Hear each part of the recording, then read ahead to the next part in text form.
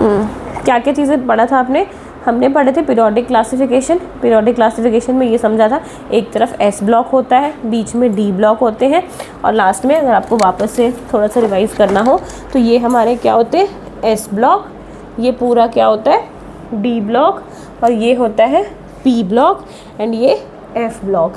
हमें class 11th में S और पी के बारे में पूरा पढ़ना है, 12th में डी एंड एफ के बारे में हम पढ़ते होते हैं, मतलब पीछा कहीं पे भी नहीं छोड़ता। एस पी की कॉन्फ़िगरेशन पढ़ना है, इनकी प्रॉपर्टीज़ कैसी होती है, ये सारी चीज़।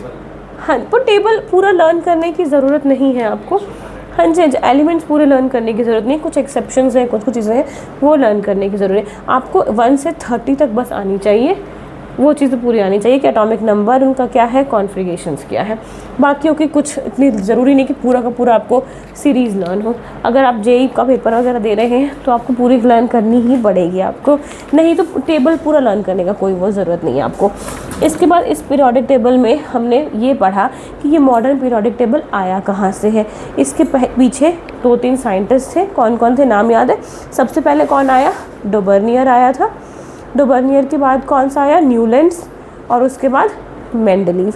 जो ये दोनों साइंटिस्ट थे, इन्होंने क्या टेक्निक यूज़ करी थी? एटॉमिक मास के बेसिस पे अरेंज करने की कोशिश की थी। और जो हमारा मेंडलीव था उसने एटॉमिक नंबर और इलेक्ट्रॉनिक कॉन्फ़िगरेशन के बेसिस पे यूज़ करना स्टार्ट किया था। अब आपको एक एक दिन एक एक लर्न करवाऊंगी कि हाँ, जैसे थॉमसन का लर्न करके आगे लिख के दिखा दिया, रदरफोर्ड का तो एक दिन डोबर्नियर का करके दिखाओगे, 5 नंबर का छोटा सा लिख दोगे, थॉमसन का लिख दोगे, क्योंकि सिर्फ हम पढ़ रहे हैं, हमने कुछ भी अभी वर्कशीट्स वगैरह नहीं करी है। इस चैप्टर के बाद वर्कशीट्स करेंगे हम।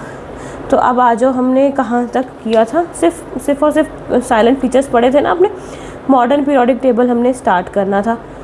नेक्स्ट पेज पे आ जाओ आप, बस पेज नंबर 3 पे आओगे आप अपने वाले में, मेंडलीव्स के बाद वाले में। दिख रहा होगा आपको मॉडर्न पीरियोडिक टेबल बना हुआ है, काफ़ी लाइट सा है। ये वाले नोट्स आपके सीबीएसई वाले जो आता है वहाँ से ही बनाए हुए, इसी से पिछले साल भी पढ़ाया था। और इसके साथ एक और नोट्स है जो बोर्ड्स वाला आता है, वो भी मैं आपको कभी ग्रुप में डाल दूँगी, टाइम लगे तो वहाँ से भी आप पढ़ सकते हो। चलिए निकल गया आपका ये पीरियोडिक टेबल वाला। पीरियोडिक टेबल दिख रहा है आपको, जैसे मैंने दिखाया कि 7 पीरियड्स होते हैं और ग्रुप्स कितने हैं टोटल? 18 ग्रुप्स होते हैं। नीचे क्या लिखा हुआ है? लैक्टेनाइड्स एंड एक्टेनॉइड्स। ये लैक्टेनाइड्स और एक्टेनॉइड्स जो होते हैं ना, बेसिकली ये होते कहाँ पे हैं? डी ब्लॉक के अंदर ही है, बट इनको हमने उठा के नीचे रखा है इसीलिए क्योंकि डी ब्लॉक के साथ इनकी प्रॉपर्टीज़ मैच नहीं करती रहती है। वैसे इलेक्ट्रॉनिक एटॉमिक नंबर के अकॉर्डिंग तो ये यहीं पे आएंगे, ठीक है। 56 के बाद यहाँ पे क्या लिखा हुआ है? 72, क्योंकि बीच के पीरियड्स कहाँ हैं? उठा के नीचे रखे, इनको हम लैक्टेनाइड्स और एक्टेनाइड्स बोलते होते हैं। तो वही आपको यहाँ पे नीचे दिखाते होते हैं।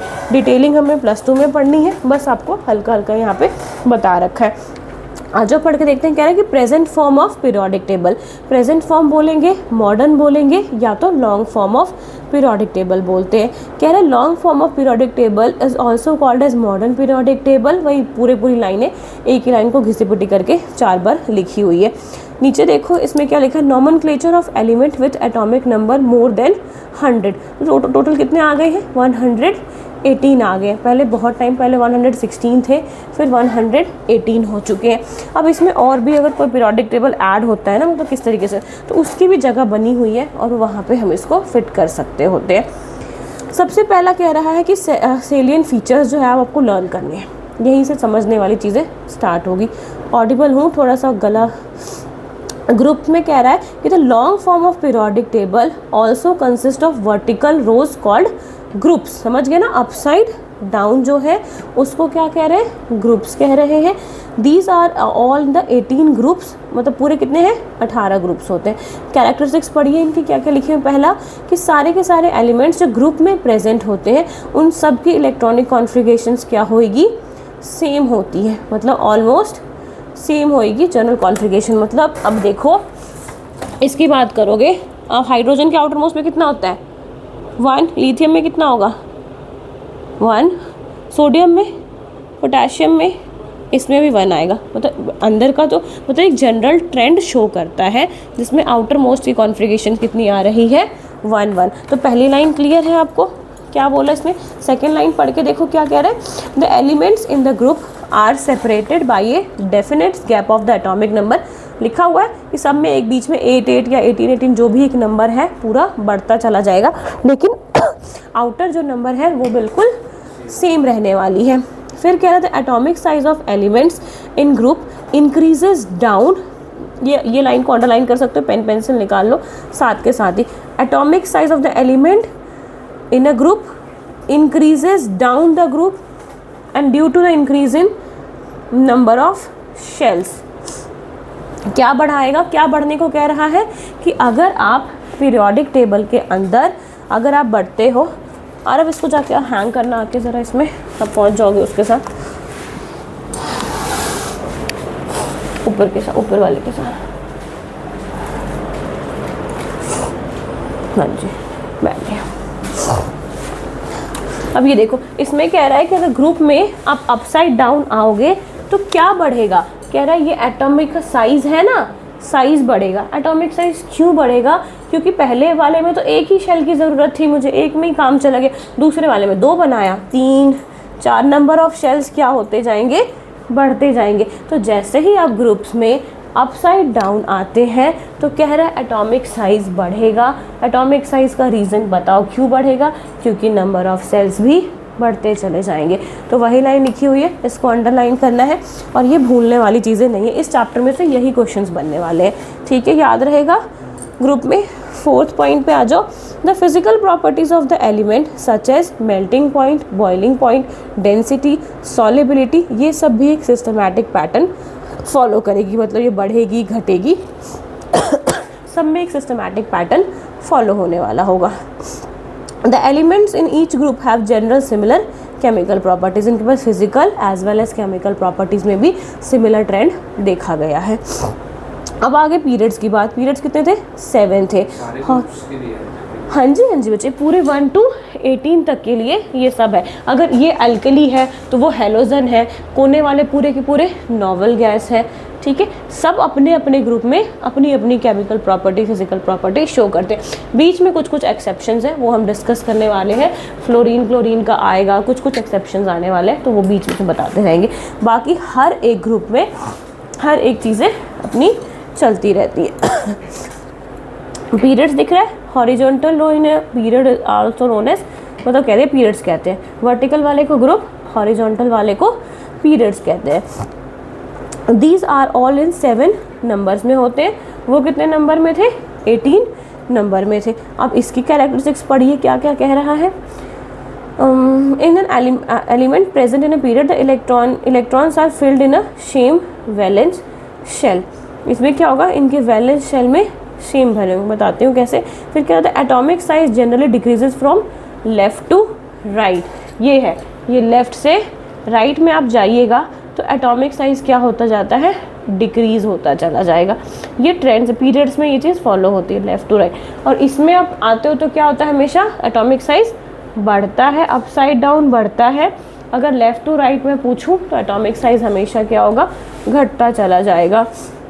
और इसमें क्या कह रहा है आपका, left to right S block elements. General electronic configurations इनकी क्या होती है, NS1 to 2, मतलब अगर हम P ब्लॉक की बात करेंगे, S ब्लॉक की बात करेंगे तो इसमें मतलब छोटे से में ही काम चल जाता है, NS में ही काम चल, DEF जो पढ़ाया था आपको वहाँ तक पहुँचने की ज़रूरत पड़ती ही नहीं है। फिर आपको आपके सिलेबस में S और P ब्लॉक पढ़ना है आपको, तो लिखा हुआ characteristics of S block element. बाकियों की बात हम नहीं करने वाले हैं, S और P के बारे में मेन फोकस करेंगे। तो S ब्लॉक में जितने भी एलिमेंट है कैसे होते हैं, सॉफ्ट होते हैं, because they all are metals. ये दोनों ग्रुप देख रहे हैं आप, ये दोनों जो है ये सब के सब मेटल है, पूरे के पूरे मेटल्स होते हैं और बहुत ही सॉफ्ट होते हैं। जो सॉफ्ट है तो उनका बॉइलिंग पॉइंट भी क्या होगा, कम होगा। जब थोड़ी सी हीट दो बेचारा पिघलना शुरू कर देंगे, तो इनका बॉइलिंग पॉइंट भी लो होता है। सबके आउटर मोस्ट में कितने आ रहे थे, 1 आ रहे थे ना, तो ये हाईली क्या होंगे, रिएक्टिव होते हैं, ठीक है, ताकि अपने आप को स्टेबल करे, दे के स्टेबल करे, लेके तो करेंगे नहीं, क्योंकि metals are always electropositive elements. Most of them impart colour to the flame, मतलब जब भी इनको जलाओगे ना तो इनमें से बहुत सारे ऐसे चीज़ें हैं, बर्न करने के बाद कुछ कलर वाले में तो सूटी फ्लेम जो आते हैं उसमें कलर शो करना स्टार्ट कर देंगे। आयनिक कंपाउंड्स बनाते हैं, जैसे कि NaCl देखा होगा, MgCl देखा होगा आपने, HCl, मतलब बहुत सारे आयनिक कंपाउंड्स फॉर्म करते हैं। They are also good conductor of heat and electricity. ठीक है, हीट एंड इलेक्ट्रिसिटी बाद हमारे पास आ जाएगा P ब्लॉक एलिमेंट, वो ऊपर थोड़ा सा प्रिंट हो गया, ये P ब्लॉक एलिमेंट नीचे आएगा। S ब्लॉक का कैरेक्टरिस्टिक्स पूरे क्लियर है, कुछ पूछना है इसके अंदर? ठीक है, अब आप ये सोचोगे ना कि तो पूरे में सब चीज़ में सेम ट्रेंड होता होगा। D ब्लॉक जैसे मैंने कल ही पढ़ाया है बच्चों को, उसमें ये जिंक, कैडमियम और मरकरी देख रहे हो यहाँ पे, ये तीनों, तो इन तीनों की कैरेक्टरिस्टिक्स पूरी अलग होती है इन बाकियों से।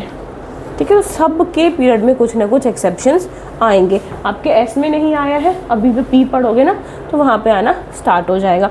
चलिए, पी ब्लॉक की कैरेक्टरिस्टिक्स, इनकी कॉन्फ़िगरेशन देखो, NS2 NP 1 to 6, मतलब कह रहा है कि अगर एस ब्लॉक की कर रहे हो तो ऑब्वियस सी बात है आउटर मोस्ट शेल क्या रहेगा, हमेशा एस ही रहेगा। उनकी करोगे तो पी रहती है और इधर डी और इधर एफ आ जाता है। पूरा जो हम पढ़ रहे थे SSP, SPS, DPS, F, तो लास्ट वाले में पी वाले में क्या आएगा, पी रहेगा। ठीक है, कॉन्फ़िगरेशन के वो याद करना है, NS2 NP 1 से 6 तक ही फिल होता है, यही कॉन्फ़िगरेशन इनकी बनती होती है। अगर आपको मैं बोलूँ मुझे करके दिखाओ, कार्बन की कॉन्फ़िगरेशन बताइए ज़रा, कार्बन का कितना होता है, 6 होता है ना, कैसे लिखोगे बोलो? 1s से शुरू करते हैं ना, 1s से शुरू करते हो, कैसे लिखोगे कार्बन का? 1s2, फिर उसका फिर से ऐसा आएगा, 1s2 पर 2s2 आएगा ना, 4 हो गए। ठीक है, फिर क्या आएगा, P आता है, क्या आएगा बोलो? 2p, 2p कितना?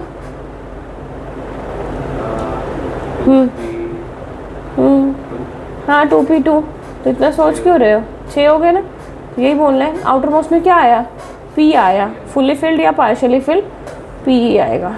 ठीक है, इतना कंफ्यूज नहीं हो ना, P तक ही भरेगा वो, NP P तक ही भरने वाला है। तो इलेक्ट्रॉनिक कॉन्फ़िगरेशन हो गई। कैरेक्टरिस्टिक्स कह रहा है, the compounds of these elements are mostly covalent in nature. S block के कैसे थे, आयनिक नेचर, और ये कैसे हैं, कोवेलेंट इन नेचर। इनकी शेयरिंग वाली आदत, कार्बन के आउटर मोस्ट में कितने होते हैं, 4 होते हैं ना, ये शेयरिंग वाले, ये आयनिक नहीं, मतलब मोस्टली कह रहा है, सब नहीं होंगे, कोई और बॉन्ड भी बना सकते हैं।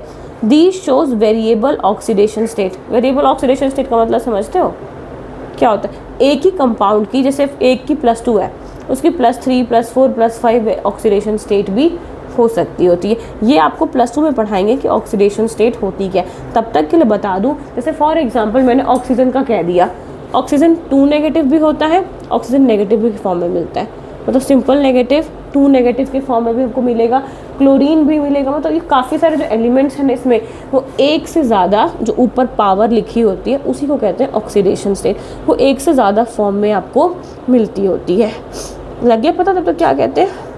फिर कह रहा है, in moving from left to right in the period the non metallic characters of the element increases. ठीक है, लेफ्ट टू राइट मूव करोगे, एक तो एटॉमिक साइज क्या हो रहा था, घट रहा था, और दूसरे बात में क्या कह रहा है कि मेटालिक कैरेक्टर्स जो है एलिमेंट का वो इंक्रीज होना स्टार्ट हो रहा है। नेक्स्ट कह रहा था, reactivity of elements in a group generally decreases downwards. ये क्या लिखा हुआ है देख लो, reactivity of element in a group, P block की बात कर रहे हैं, पी ब्लॉक में। हाँ, अगर रिएक्टिविटी क्या होगी, अगर डाउनवर्ड जाएंगे तो ऊपर से नीचे आओगे तो रिएक्टिविटी क्या होती जाएगी, डिक्रीज़ होती जाएगी। मतलब ऊपर सबके पास +1 +2 कुछ भी होगा तो वो रिएक्ट करती होगी, नीचे आके इनके जो शेल्स होंगे वो फुली फिल्ड होना स्टार्ट हो जाते होंगे, तो ये उतने रिएक्टिव नहीं रहते।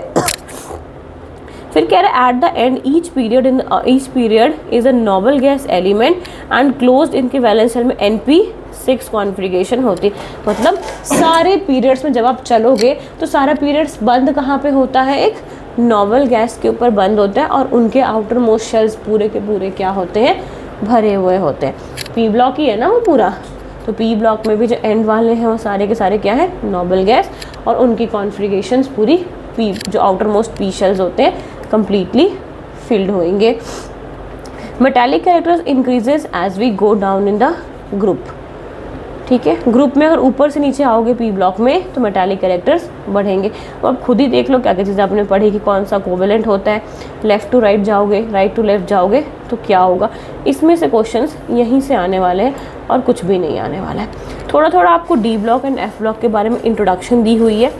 इसमें देखो नेक्स्ट पेज में, ज़्यादा तो कुछ नहीं पूछना, क्लियर है पक्का? घर पे पढ़ोगे ना कि छोड़ दोगे? पढ़ना तो पड़ेगा आपको, ठीक है।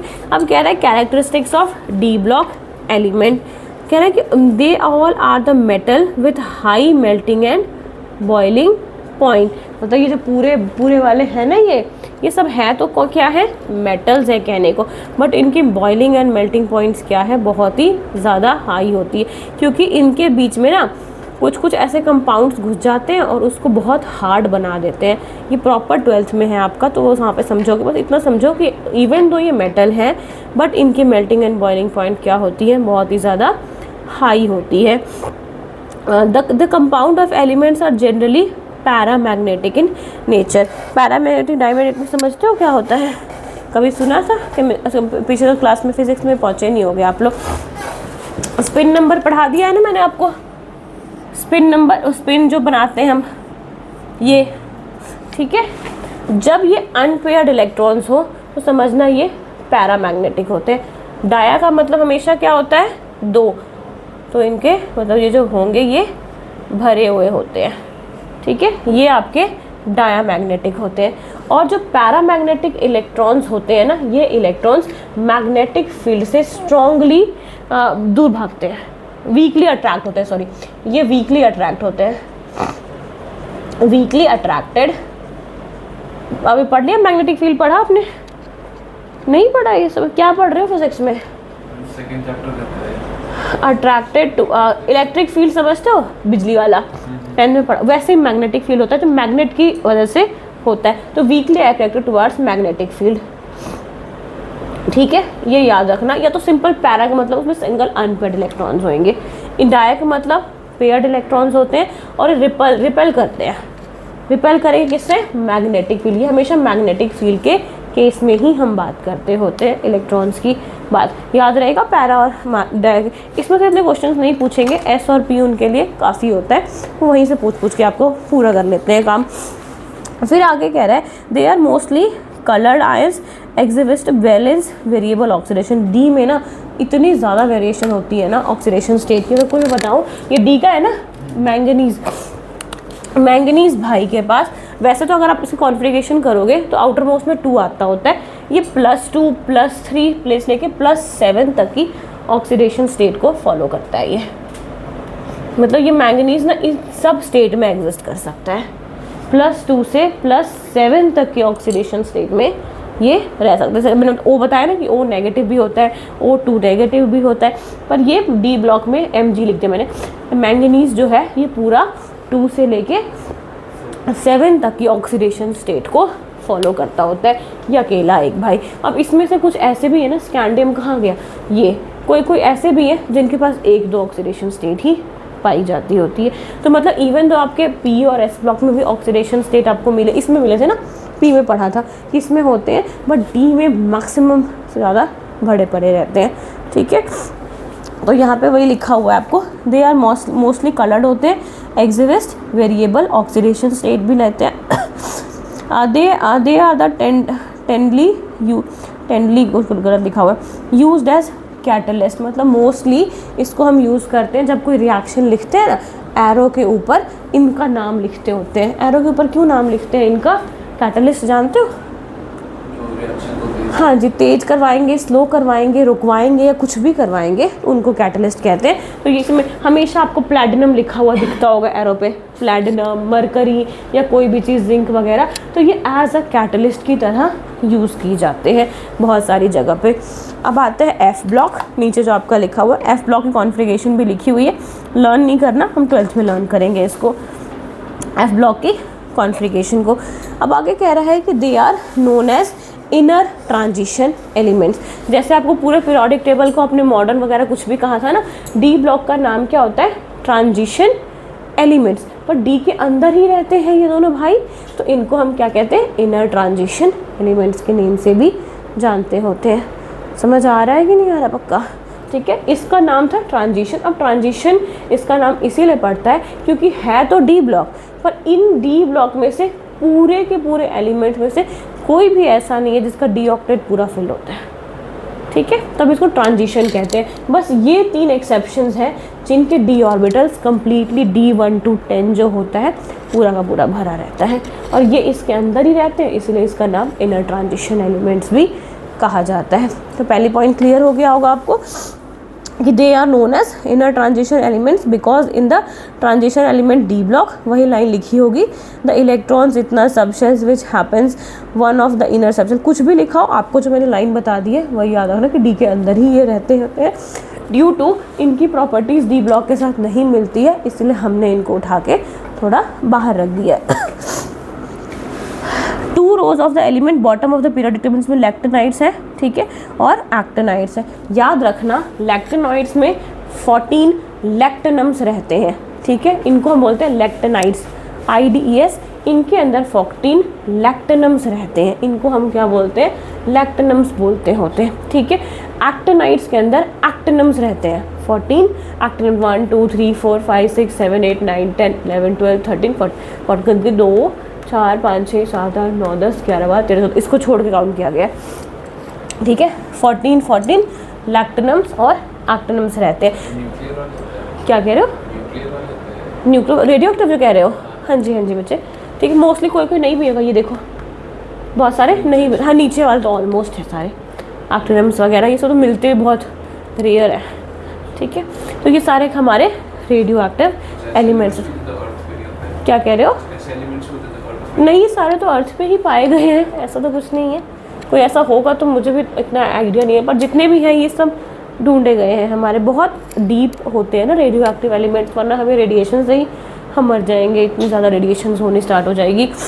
ये सब मोस्टली किस में यूज़ होंगे? न्यूक्लियर पावर प्लांट्स में, न्यूक्लियर बॉम्ब बनाने में, बहुत अलग अलग जगह पे हम यूज़ करते हैं। एफ ब्लॉक में भी बस इतनी सी कहानी आप लिख देना अगर आता है तो।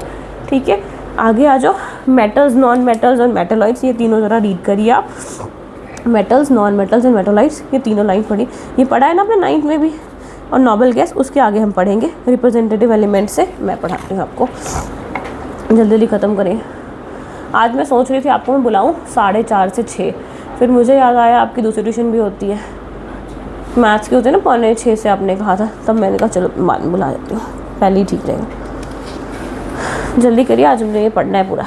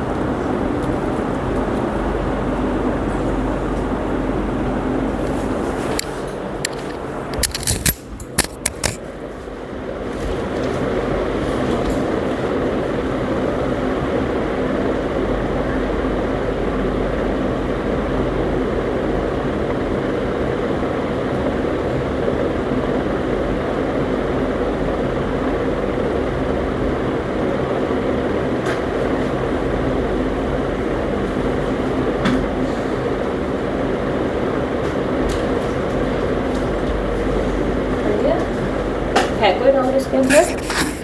नहीं होगा, इसके अंदर तो कुछ भी नहीं होगा। पता ही है, मेटल सॉफ्ट होते हैं, नॉन मेटल्स की उनकी प्रॉपर्टी अलग होती है, मेटालाइट्स बीच के एलिमेंट्स जो होते हैं। नॉवल गैसेस भी पढ़ा, कुछ नहीं होता। अब आ जाओ अपने रिप्रेजेंटेटिव एलिमेंट्स, ये क्या होते हैं? द एलिमेंट्स ग्रुप 1, ग्रुप 1 के जो है, ग्रुप 1 कौन से हैं? ये वाले होते हैं। इनको आप क्या कहते हो? आपको नया नाम सीखने को मिलेगा, अल्कली मेटल्स। ग्रुप 2 को अल्कलाइन अर्थ मेटल्स। और 13 से 17 में जो आते हैं उनको हम क्या कहते हैं? Constituents the representative elements of S&P block. 13 से 17 ढूंढो कहाँ है? 13 से 17 ये आपको मिल गया आपको, ठीक है। ये तो पूरे के पूरे क्या होते हैं? नॉवल गैस ही है। इसको क्या कहा? Alkali metals, alkaline earth metals, ठीक है।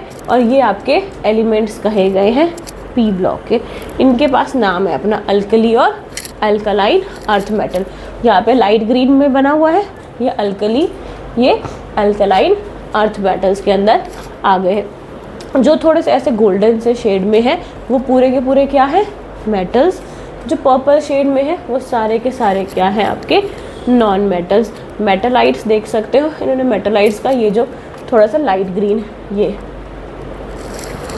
ठीक है। पूरा पीरियोडिक टेबल आपको धीरे धीरे अब समझ आ रहा होगा कि क्या ऊपर ये सारी चीज़ें बने होते हैं, किस किस तरीके से ये चीज़ें। अब और भी अगर डिटेल में जाओगे ना, जो ब्लैक से लिखे हुए हैं वो सॉलिड है, ब्लू से लिखे हुए हैं लिक्विड है, और जो ऑरेंज से लिखे हुए हैं ना वो गैसियस स्टेट में भी एग्जिस्ट करते होते हैं। सारी चीज़ें मेंशन रहती है। नीचे चलिए, ट्रांजिशन एलिमेंट्स बता दिया आपको। डी ब्लॉक को क्या कहते हैं? ट्रांजिशन एलिमेंट्स कहते हैं। एस और पी के सेंटर में आते हैं। इनर ट्रांजिशन पे आ जाओ तो वो कहाँ होते हैं? एफ ब्लॉक एलिमेंट्स होते हैं हमारे। फिर अब आ गई आपकी एटॉमिक रेडियस की बात। एटॉमिक रेडियस अभी बताया ही आपको मैंने, डाउन द पीरियड और लेफ्ट टू राइट वाले में। It is defined as the distance from the centre of the nucleus to the outermost shell containing the electrons. यही बताया था ना, बीच में न्यूक्लियस है, जितने नंबर ऑफ शेल बढ़ते जाएंगे तो एटॉमिक साइज क्या होता जाएगा? बढ़ता जाएगा। पर यहाँ पे आपको डेफिनेशन बताएगी, तो डेफिनेशन कैसे बताओगे? सेंटर ऑफ द न्यूक्लियस से लेके आउटर मोस्ट शेल तक का जो डिस्टेंस है उसको हम क्या बोलते हैं? एटॉमिक रेडियस बोलते होते हैं। लाल रहेगा ये सारी चीज़ें। फिर कोवेलेंट रेडियस, आयनिक रेडियस और van der Waals forces and metallic radius. अब ये सब रेडियस के बारे में हमें एक एक करके पढ़ना है क्या होता है। कोवेलेंट रेडियस कह रहा है it is equal to the half of the distance between the centre of the nuclei of the two atoms held together by single और कोवेलेंट बॉन्ड। एक बॉन्ड, एक मैंने एटम बना दिया है, ठीक है, एक और बना दिया है। इन दोनों का जो ये डिस्टेंस होगा, ये इसको क्या कह दोगे आप? Covalent radius.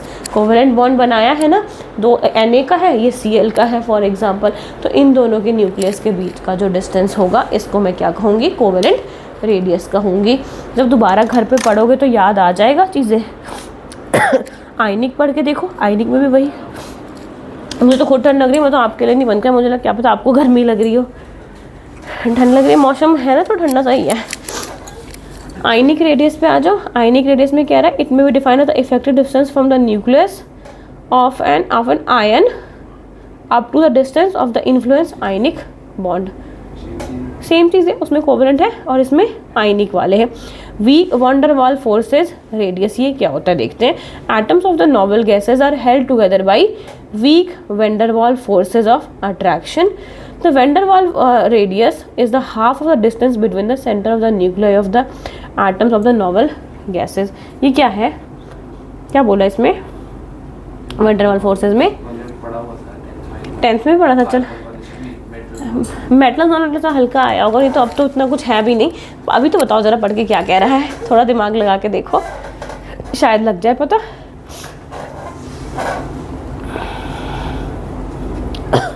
कुछ भी नहीं।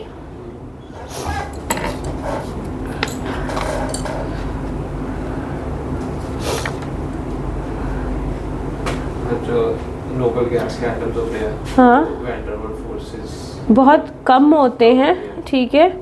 और हाँ, उसके बाद नहीं समझ आया, ठीक है। कह रहे atoms of the noble gases are held together by weak van der Waals forces. जो नोबल गैस के एटम्स हैं उनमें बहुत ही कमज़ोर होता है van der Waals forces of attraction.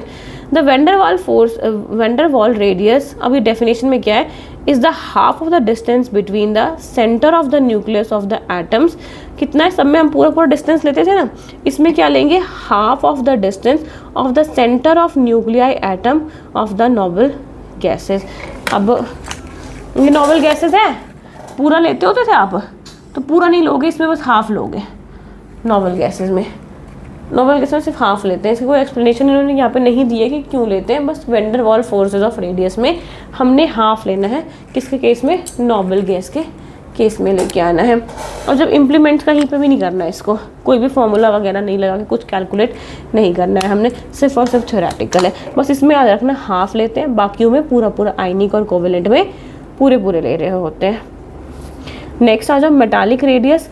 It is defined as the half of the intermolecular distance between the two adjacent metal of an ionic. आज मैं आपको कोई शॉर्ट्स शेयर करूँगी, शॉर्ट्स उसमें से आप जरा एक बस 30 सेकंड की शॉर्ट्स होती है, वहाँ से इसकी डिस्टेंस आपको दिख जाएगी किस तरीके से निकालना है, देख लेना बस एक बार। अब आ जाओ variation of atomic radius in periodic table. अब वेरिएशंस कैसे होती है, दिख रहा है, नीचे से अगर ऊपर की ओर एरो लगा हुआ है तो डिक्रीजिंग एटॉमिक रेडियस, अगर नीचे से ऊपर आओगे तो एटॉमिक साइज क्या होगा, घटेगा। ऊपर से नीचे आता तो क्या होता है, हमेशा क्या बोलती हूँ, बढ़ रहा है ना, पहले देखो छोटे गोले बने हुए, फिर लास्ट में आके उसमें बड़े एटॉमिक साइज बने। अगर लेफ्ट टू राइट अगर जाओगे तो एटॉमिक रेडियस क्या होगा, कमेगा, और नीचे से ऊपर आओगे तो कमेगा। अगर अप साइड जाओ डाउन आओगे तो एटॉमिक रेडियस क्या होगी, हमेशा बढ़ेगी आपकी। नीचे कह रहा है variation in group, the atomic radius of the elements in every group of the periodic table increases as we move downwards. तो बताया रखा था आपको कि ऊपर से नीचे आओगे तो शेल बढ़ते चले जाएंगे और एटॉमिक साइज भी बढ़ता चला जाएगा। कह रहा है atomic size increases as we move down the group why. बताओ, इसका आंसर बताया है तुम्हें मैंने,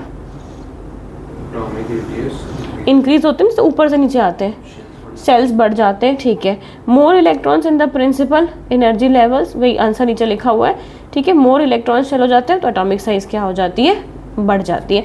आंसर्स भी यहीं पे लिखा हुआ है। वैसे ही आपको आयनिक रेडियस के बारे में पढ़ना है कि आयनिक रेडियस क्या होगा। देखो क्या कह रहा है, ionic radius is estimated in measure the distance between the cations and anions of the ionic catalyst, मतलब पॉजिटिव या negative charge. In general one ionic radius of the element exhibits the same trend of the atomic radii, मतलब जो ionic compound वगैरह बनेगा वो same atomic radii का जो चीज़ है वही फॉलो करते चले जाएंगे। अगर वो बढ़ रहा होगा तो बढ़ते चले जाएंगे, घट रहा होगा तो घटते चले जाएंगे। कैटायंस में कह रहा था removal of an electron from an atoms result in the formation of cation. आपको पता है अगर इलेक्ट्रॉन्स निकाल देते हैं तो क्या बन जाएंगे, वो कैटायन बन जाते हैं। The radius of the cation is always smaller than that of the atom, ठीक है। अगर इलेक्ट्रॉन आप बाहर, मतलब ये क्या करें, अगर मान लो इसमें 2 थे, इसमें 8 भरे हुए हैं, इसमें 1 भरा हुआ है, ठीक है। अब मैंने 1 इलेक्ट्रॉन किसी को दे दिया तो ये शेल क्या होगा, ऑटोमेटिकली टूट जाएगा, तो एटॉमिक रेडियस क्या हो गया, छोटा हो गया। तो वही कह रहा है कि कैटायन का जो एटॉमिक रेडियस होगा हमेशा किससे छोटा होगा, एटम से छोटा होने वाला है, और एनायन के केस में थोड़ा बढ़ भी सकता है। कोई डाउट इसमें? फिर कह रहा है यहाँ पे, अब कौन सा ऊपर आ गया, if it is the energy required to remove the electrons from an isolated gas atoms in a ground state, मतलब ये मैग्नीशियम का बता रखा है, ठीक है। Mg प्लस IE जानते हो, अभी IE नहीं नीचे लिखा हुआ है, देखो आयनाइजेशन इंथैलेपी लिखा हुआ है, successive ionisation enthalpy. Ionisation enthalpy की आपको डेफिनेशन बताती हूँ, amount of energy required to withdraw an electron from the atom, ठीक है। अगर इसके आउटर मोस्ट में एक ही है तो शायद आपको कम एनर्जी लगेगी और इलेक्ट्रॉन आप क्या करोगे, विड्रॉ कर लोगे। अब जब ये फुली फिल्ड है, पूरे 8 के 8 है, तो 8 के 8 निकालने के लिए आप समझते हो आपको कितनी एनर्जी चाहिए होगी। तो आयनाइजेशन एंथैल्पी का मतलब जो जितनी आपको एनर्जी चाहिए to remove the electron from the outermost shell. तो यहाँ पे वही कह रहा है कि मैग्नीशियम जो M है आपका, जो भी M ले रखा है इन्होंने, उसमें क्या लगा प्लस IE का मतलब आयनाइजेशन इंथैल्पी। आपने एनर्जी लगाई होगी तो आगे एरो पे M पॉजिटिव बन गया है और एक इलेक्ट्रॉन निकल गया है। क्या लिखा है समझ आया ना, वो IE मतलब वो एनर्जी आपने लगाई है जिसमें से उधर आपने इलेक्ट्रॉन निकाला है। The unit of ionisation enthalpy is kilo joule per mole, ये आपको आनी चाहिए unit. And the unit of ionisation in potential energy volt per atom, ये पोटेंशियल वाली तो नहीं आती आपको, बस आपको यूनिट पता होनी चाहिए। सक्सेसिव आयनाइजेशन एंथैल्पी क्या कह रहा है कि किसी भी गैसियस एटम में it is the loss more than one electron, they can be removed one after the another, मतलब हमेशा अंदर वाले से इलेक्ट्रॉन निकालना है तो पहले आप बाहर वाले के इलेक्ट्रॉन्स को बारी बारी से निकालोगे, उसके बाद ही तो अंदर वाले पे पूछोगे। तो कह रहे हैं कि सक्सेसिव, एक पहले बाहर वाले निकलेंगे फिर जाके उसके बाद वाले हम निकाल सकते हैं simultaneously, but not simultaneously, succession and not, मतलब ये नहीं कि मतलब एक निकाल लिया बाहर निकाल लिया, जिसकी जितनी एनर्जी होगी ना उतनी एनर्जी आप प्रोवाइड करोगे तब वो वाले इलेक्ट्रॉन्स आपके बाहर आने स्टार्ट हो जाएंगे। पिछले चैप्टर में पढ़ा था आपने फोटो इलेक्ट्रॉन्स वाले कि अगर थ्रेशोल्ड फ्रीक्वेंसी से वो स्ट्राइक करती है तभी उसमें से इलेक्ट्रॉन्स क्या होते हैं, बाहर निकलते होते हैं। तो वैसे ही यहाँ पे भी निकलेंगे। This is known as succession ionisation enthalpy और पोटेंशियल। पूरा एटम देख रहे हो, एनर्जी देख रहे हो, आपको एनर्जी प्रोवाइड करी तो कोई एक इलेक्ट्रॉन आपका क्या हो गया, बाहर निकल गया है आपका, depending upon the what amount of energy आप उसमें डाल रहे हो। Variation of ionisation enthalpy in periodic table, इसमें से क्वेश्चंस बहुत ज़्यादा आएंगे, ठीक है। कह रहे along the period ionisation enthalpy are expected to increase in moving across from left to right, ठीक है। मतलब हमें ऐसा पता होना चाहिए कि लेफ्ट टू राइट क्या होनी चाहिए, आयनाइजेशन एंथैल्पी बढ़नी चाहिए। क्यों? क्योंकि एटॉमिक साइज बड़ा हो रहा है, एटॉमिक साइज बड़ा हो रहा है तो एटॉमिक साइज क्या होता है, लेफ्ट टू राइट में डिक्रीज होते रहता है। साइज़ छोटा हो रहा है ना, अगर साइज़ छोटा हो रहा है तो हमें एनर्जी कम लगनी चाहिए, फटाफट इलेक्ट्रॉन्स हम निकाल लेते, यही फॉलो होना चाहिए था। इसके अकॉर्डिंग जो पढ़ाया गया है कि पहले तो क्या हो रहा है, एटॉमिक साइज इधर तो डिक्रीज हो रहा था, साइज़ ही छोटा हो रहा है तो कम एनर्जी लगाएंगे, टूट फूट के बाहर निकलना चाहिए, बट ऐसा नहीं होगा यहाँ पे। वही कह रहा है because the nuclear charges increases and the atomic size decreases. तो रिपीट करो, देखो along the period ionization enthalpy are accepted to increase in moving across from left to right because the nuclear charges increases and the atomic sizes decreases। वही बात है, कोई exception नहीं आई है इसके अंदर, बीच में आएगी। Variation of ionisation enthalpy in group upside down पे, अगर हम अपसाइड डाउन आते हैं तो हमारी एटॉमिक साइज क्या होती है, बढ़ती चली जाती है। तो कह रहा है ionisation enthalpy of the elements decreases, ठीक है, क्या हो जाएगा, डिक्रीजेज ऑन मूविंग कहाँ से, from top to bottom. The decrease in ionisation enthalpy down the group because of the following factors, क्या क्या, there is increase the number of main energy shell, मतलब क्या होते जाता है, शेल बढ़ते चले जाएंगे। कह रहा है there is increase in the magnetic of the screening effect, ठीक है, स्क्रीनिंग इफेक्ट बोलते हैं या तो शील्डिंग इफेक्ट बोलते हैं, ये भी चीज़ आपको बता देती हूँ, +1 में भी आएगी, वैसे तो आपको पता होना चाहिए। अब इसमें इलेक्ट्रॉन बैठा हुआ है, ठीक है, इस वाले में भी इलेक्ट्रॉन 8 जो भी इलेक्ट्रॉन भरने होते हैं 8 इलेक्ट्रॉन्स मैंने भर दिए हैं, ठीक है। तो अब जो ये इलेक्ट्रॉन होता है ना और ये इलेक्ट्रॉन, ये आपस में रिपेल करता है, ठीक है। ये न्यूक्लियस के पास रहता है, ये न्यूक्लियस के पास है, ये बोलता है मैं न्यूक्लियस के पास रहूँगा, तुम नहीं आओगे, तुम अपने उसमें ही अपने शेल में रहो। ये लोग भी कोशिश करते हैं कि मैं क्या करूँगा, इस न्यूक्लियस के पास जाऊंगा। तो ये जो रिपल्शन होता है ना, रिपल्शन बिटवीन द 2 इलेक्ट्रॉन्स, समझ रहे हो, रिपल्शन बिटवीन द 2 इलेक्ट्रॉन्स, जिसको आप 2 शेल के इलेक्ट्रॉन्स, उसको हम कहते हैं स्क्रीनिंग इफेक्ट या तो शील्डिंग, SCHEILDIN जैसे कुछ शील्डिंग इफेक्ट कहते हैं, स्क्रीनिंग इफेक्ट या शील्डिंग इफेक्ट। मैं यहाँ खड़ी हूँ, मेरे तक कोई ना आए तो मैंने अपने पास क्या लगा लिया, शील्ड लगा लिया।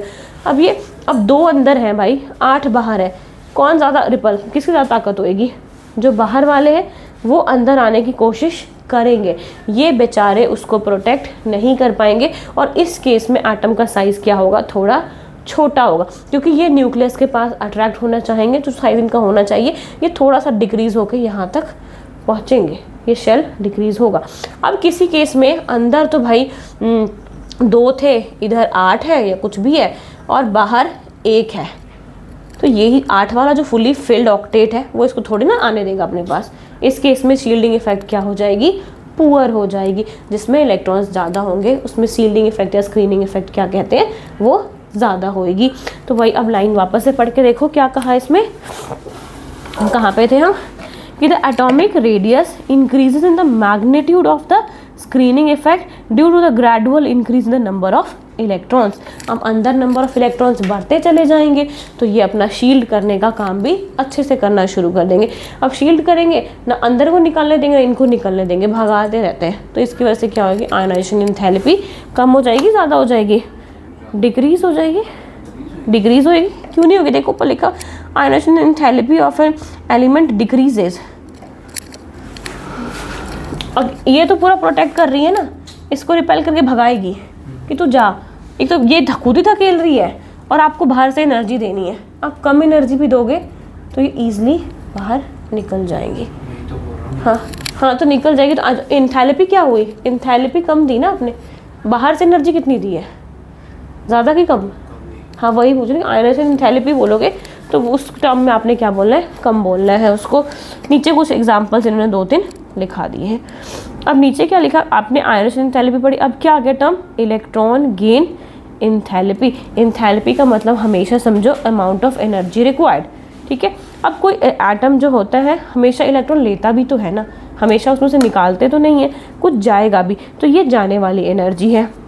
Electron gain enthalpy is the energy released when an electron is added to the subshell. मतलब हमेशा ऐड भी तो होता है, क्लोरीन भाई लेते होते हैं, तो ये क्या हो गया, जब आपको ऐड करने के लिए भी इसको चाहिए, एक नया शेल बनाना पड़ता है पूरा का पूरा एटम को, ताकि एक नए इलेक्ट्रॉन्स को वो फिट कर सके।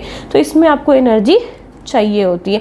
तो हमेशा इस एनर्जी को हमेशा नेगेटिव आयन की फॉर्म में लिखते हैं ना, Cl नेगेटिव, Mg2 नेगेटिव, तो ये वही वाली नेगेटिव है। कह रहे for majority of the elements of the electron gain enthalpy is negative. मतलब मोस्टली इलेक्ट्रॉन गेन एंथैल्पी क्या होती है, नेगेटिव ही होती है, क्योंकि उसको शेल बनाना ही पड़ता होता है। कईयों में 7 है तो बेचारे उसमें फिट हो जाते हैं।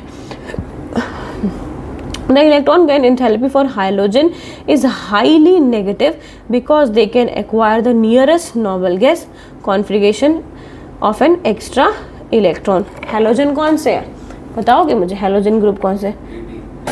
18 तो नॉर्मल गैस होता है। हाँ पक्का बोलो सही है, पक्का है ना।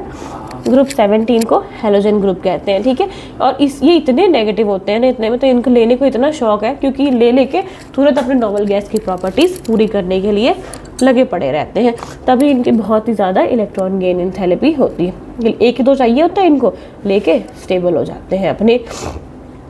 कह रहे in contrast normal gases have large positive electron gain enthalpy because the extra electrons have to be placed on the next higher principal quantum number which is highly unstable electron. मतलब बाकियों की तो नेगेटिव फॉर्म में ही आगे ले लेके अपना काम ख़त्म कर लेते हैं। उसका तो आपको ऑक्टेट पता है, पूरा का पूरा क्या होता है, फिल होता है। अगर उसमें आपको करना पड़ेगा ना ऐड, तो उसके लिए आपको बहुत ही ज़्यादा एनर्जी चाहिए होगी, और एनर्जी तो लगा दिया आपने, काम भी कर दिया, पर वो स्ट्रक्चर स्टेबल ही नहीं बचेगा, वो टिकेगा ही नहीं, ठीक है। थोड़ी देर में वो ख़राब हो ही जाएगा आपका।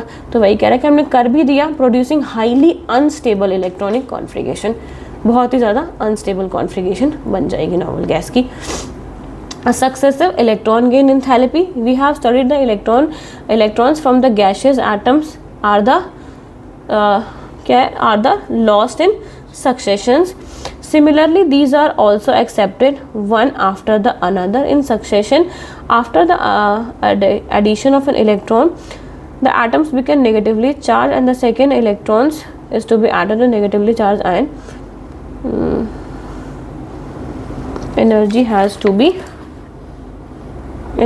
be gain enthalpy. अब इसमें इन्होंने कह रहा है सक्सेशन गेन एंथैल्पी में, अब किसी में तो आप क्या करते हो, एक इलेक्ट्रॉन लगा के छोड़ देते हो, बट अगर आप कितनी 2-3 लगाते हो, मैक्सिमम कितनी लगा सकते हो, इसमें नहीं लिखा, 3 होता है, ये हमने 10th में पढ़ा है। +3 चार्ज जाता है या तो -3 चार्जेस जाता है, ये उतना क्या कह रहे हो, 4 कौन सा है बताओ, सिलिकॉन होता है, सिलिकॉन का नहीं होता 4, बताओ। वो कोवलेंट कंपाउंड बनाते हैं, ठीक है। ये जो 4 वाले हैं वो सिर्फ और सिर्फ कोवलेंट कंपाउंड बनाएंगे, ठीक है। चार्ज जो लेने देने वाले काम है वो +3 और -3 वाले ही करते होते हैं। तो सक्सेसिव गेन एंथैल्पी में बता रहा है कि हमने क्या कर दिया, एक के बाद एक क्या करना है, उसके अंदर एडिशन करने स्टार्ट करने। तो जब हम उसमें एडिशन करते जाते हैं ना, तो जो पहले से इलेक्ट्रॉन्स उसमें बैठे हुए हैं ना, वो दूसरे वाले इलेक्ट्रॉन्स को क्या करते हैं, अपोज करते हैं। ठीक है, वो चाहते नहीं, हमें नहीं चाहिए, इतना इलेक्ट्रॉन्स हमें नहीं चाहिए होता है, तो वो उसको ही अपोज करना स्टार्ट कर देते हैं, और जिसकी वजह से आपको गेन एंथैल्पी बढ़ानी पड़ जाती है, ऐड कर। मतलब जैसे इसमें बच्चे पूरे बैठे हुए हैं, ठीक है, पूरे फुल हो गए फॉर एग्जांपल, तो मैंने लास्ट में एक जगह खाली थी, एक जगह बच्चे को बैठा दिया, कम एनर्जी लगी, उसको एडजस्ट करवा दिया। अब मेरे पूरे 12 के 12 बच्चे बैठ गए हैं और नहीं आना है, तो मुझे किसी को क्या करना पड़ेगा, थोड़ा सा तो शिफ्ट हो जा। तो वो इलेक्ट्रॉन्स नहीं चाहते कि मुझे मेरी जगह पे से हिलाए, तो उनको पुश करने के लिए मुझे एनर्जी क्या होगी, ज़्यादा चाहिए होगी, क्योंकि वो इलेक्ट्रॉन रिपल्शन करना स्टार्ट कर देते होते हैं जैसे ही उनका ऑक्टेट फुलफिल होना स्टार्ट हो जाता है। तो इसकी वजह से आपको एनर्जी कितनी चाहिए, और ज़्यादा चाहिए होती होगी।